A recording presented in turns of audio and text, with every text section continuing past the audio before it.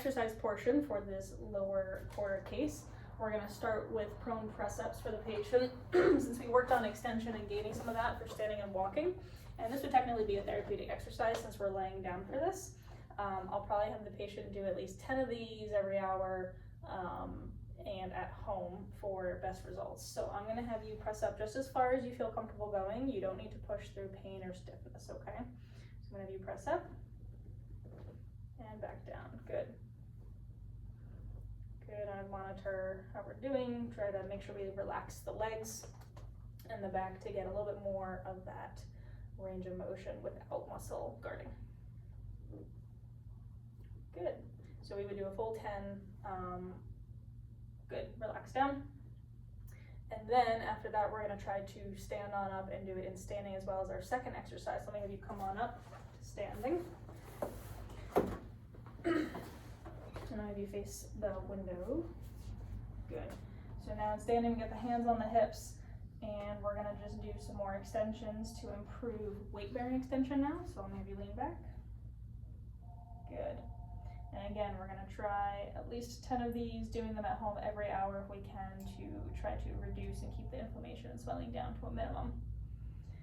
Good. All right, then the next one, because we did a little bit of down glide and rotation, I would like to keep some of that. So I'm going to, in standing, but also the patient could do it kind of sitting or leaning against the table here. I'll have you just kind of lean on the table there. I'm going to have you cross your arms, and I'm going to have you rotate to the left there. Now, with a little bit of flexion, we're kind of accommodating any of the swelling that's in there, but also trying to reduce through some of the rotation that we had also worked on in side lying, and I'll have you do about 10 of those as well. And these would follow your repeated extensions in standing at home. Good. And then the last thing, to get a little bit of neuro re-education into the body muscle activation, is some resisted rotation. Now again, we're going to go light because we're just starting to get activation for this patient so that they can start to stand a little bit better and move a little bit easier with less pain. So all I'm going to have you do is keep the band close to your chest and rotate, but actually I'm going to have you do left rotation because that's the one that we're trying to improve.